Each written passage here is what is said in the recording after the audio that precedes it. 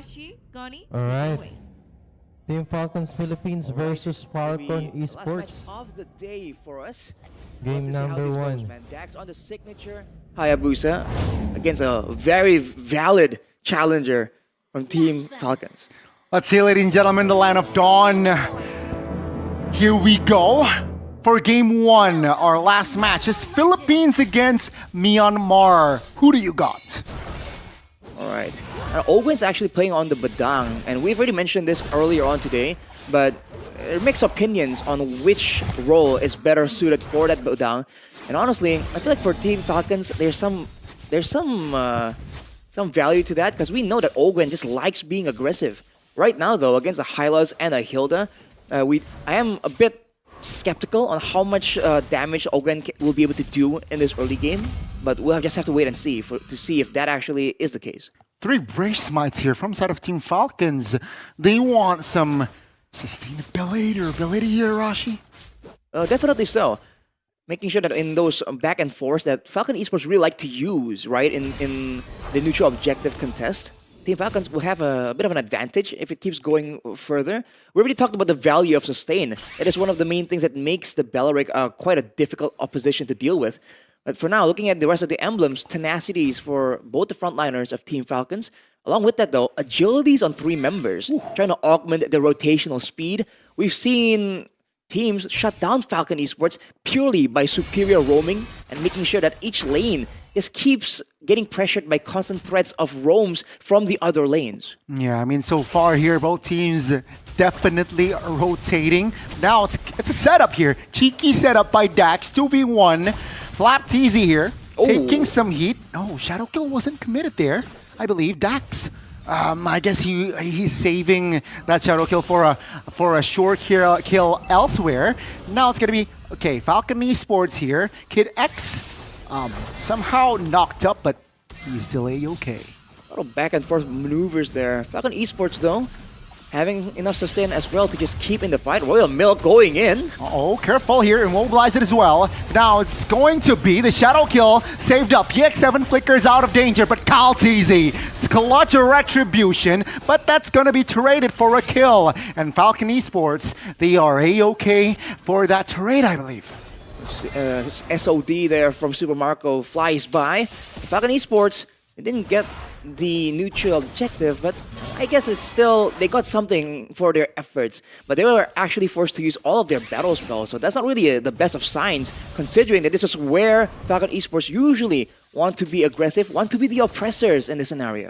Let's see here, what will Team Falcons do? Oh, Kid X here. Ooh. Glorious Pathway committed, but that's about it. Now Law and Order connecting on towards 1. 4 members, Beni. It joins the fight as well. PX7 finding the kill. Good juke there by kyletzy, but Falcon Esports, great response, right? Very good response. Again, the aggressiveness is there, and the fact that Team Falcons used so much resources and still were unable to take down Kid X, they might have to wait a bit longer there if they really want to play this aggressive style, especially if Falcon Esports is just throwing Kid X right there as the main front line. Because the Hylas, you might be able to take him out, but in the end, taking damage is exactly what he wants to do. You're right, you're right. Let's see here, the recovery technically from the side of Team Falcons. They're behind slightly on gold, but yeah, they need some sort of a compensation, perhaps in the next neutral objective that is coming in less than 30 seconds. That is definitely important, but you have to watch at what both teams do before the turtle actually spawns. We're 20 seconds away, it seems like it's way too far. But from right now, with both teams so well known for their setups, this is where the chess game really begins. Which bushes contain heroes, contain traps here from both teams. Team Falcons definitely have a bit more of an advantage because the Tsushin can just literally illuminate the rest of the map, and that means that Falcon Esports have to get creative if they really want to catch Team Falcons off guard. Yeah, let's see here which team pokes more pre-turtle. Has claws though for Beni, so he's prioritizing more sustainability though. Hunter Strike for Dax. So he wants penetration, he wants mobility. Let's see, will it be influential in this coming turtle fight? Seems like Team Falcons is doing very well as well in just controlling the river. That's some good damage from PX7 there. And Royal Milk is always a big problem there. Unable to be pushed away even with the constant pressure from the glue. If Royal Milk can get his hands on kyletzy, you know, the Hilda on your assassin jungler, that's usually a surefire way to get an advantage. But look at this. Is it too far? Royal Milk. Good risk positioning. That's Glorious Pathway invested already. Now it's going to be Dax jumping in with the quad chat. Oh, kyletzy for the second time finds a retribution. Now it is going to be a fight here forced by Team Falcons as there are multiple members taken down. kyletzy secures one and PX7 will fall next. flaptzy will be the trade, the only trade. And that's going to be Falcon Esports here struggling to find an equalizer as owgwen survives with a slither of HP. Royal Milk trying to find something there, but he's forced to go back to his lane. Not wanting to miss out on the gold and EXP. Great pressure from Team Falcons right there. The fact that they are the ones pressured, taking damage bit by bit, but still coming out on top with the better execution in these fights. Falcon Esports, man, it just feels like they aren't really focusing on one target. And if you look at their composition, there's not a lot of AoE to throw around. So they really have to kind of concentrate and pick and choose who exactly they want to threaten properly, because otherwise, you know, we talked about how Badang isn't exactly as tanky as a Hylas, but if everyone's hitting different targets, this Badang suddenly seems tankier than usual. Wow, wow, and wow. I mean, early game, I gotta say, Team Falcons, they're able to somehow control and dictate more, even though the first 3 minutes, it was actually Falcon Esports who were grabbing more kills. Yeah, Falcon Esports, with that pressure, man, I feel like they should find a way to move together around, because they keep sending Royal Milk solo, right? And eventually, he is doing fine. He's actually out-trading flaptzy, I believe, during those side control battles almost. But at the same time, the moment the fight actually, you know, starts, it really seems like Team Falcons have an idea on how to just ignore the Hilda. Right. And technically, right, we talked about how Dax should be the main target, should be zoned out of these fights, and we've seen it being done before. It is possible, but, you know, that is not what is going on here. I mean, technically, it has been 50-50 for the first two turtles here. And Dax, we expected better. I personally expected better on the retribution. kyletzy, well done. But let's see here. Minute number 6. Nothing too crazy, but Team Falcons, yeah, they have a 2K gold lead. 2K gold isn't game-changing, technically. A single fight can turn that around.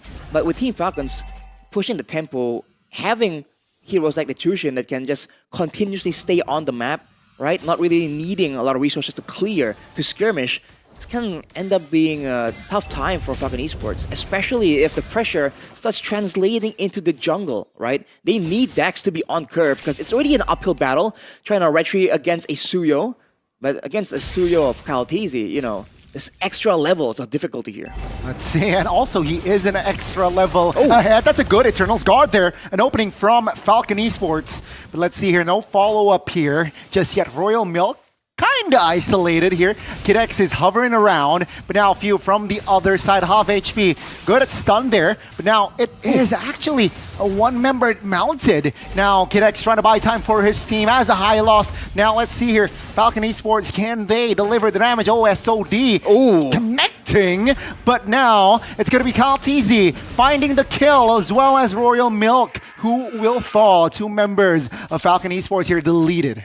Feels like Falcon Esports' plans are just crumbling apart, man. They lost a turret on the bottom lane to the split push of Super Marco, and even then still, despite the fact that Royal Milk was able to get so much attention, was able to garner the focus of 3 players of Team Falcons, it doesn't matter. The turtle wasn't rushed. There wasn't any trade back forced upon Team Falcons. They were able to get the turret, rotate, take out Royal Milk, and still get the turtle. They're playing this very patiently, and Falcon Esports are struggling to really show anything of real opposition against Team Falcons. Which is unfortunate, right? Because I feel like Falcon Esports has the firepower in the bottom side, though. Now, Beni, mounted, Iron Fist, committed. owgwen will secure the kill on towards the gold laner from Falcon Esports. Another sign Falcon Esports here is struggling to find a dub 8 minutes in. Not to mention, Dax hasn't really been able to find a lot of big moments, whether that's kills or pickoffs, but look at this, whoa! The crowd control is too huge, and Royal Milk will fall again. This time, the second time. Let's see here, Dax from an off angle. Only spots owgwen though from that angle. The mid lane turret will fall because Super Marco is in the area. Team Falcons here, slowly but surely controlling. That's a Flicker Iron Fist. Oh my goodness. Good play there from owgwen, in which Super Marco says, okay, let me grab the kill. owgwen getting fancy with it. Team Falcons at this point does so much damage. Earlier, you can see at least Royal Milk himself is able to be such a nuisance. But again, with a 7,000 gold lead now, that's not going to be the case any longer. Even when he walks forward just a little bit, there's no requirement for Team Falcons to use too much crowd control tools, because with only one or two options, they can secure the kill onto Royal Milk. Yeah, I don't think now any member of Falcon Esports here can withstand the power that is already created or already in Team Falcons here. Because BOD for kyletzy, and I believe Super Marco is practically free farming as well. So let's see here with the Lord up. I don't think Falcon Esports should contest. They should turtle in their base here. They do not have enough firepower, but let's see here. Team Falcons looking for a force. I believe Dax again misses on that retribution, as SOD luckily does not connect on towards any members of Falcon Esports. Glorious Pathway committed as a defensive move, but that's going to be the roamer mounted, deleted. pheww will gladly secure that one. 5v4 with the Lord coming. Team Falcons, they're on the offense. Just like that, man. There goes kyletzy, the Hylos, the tanky Hylos, literally blown up.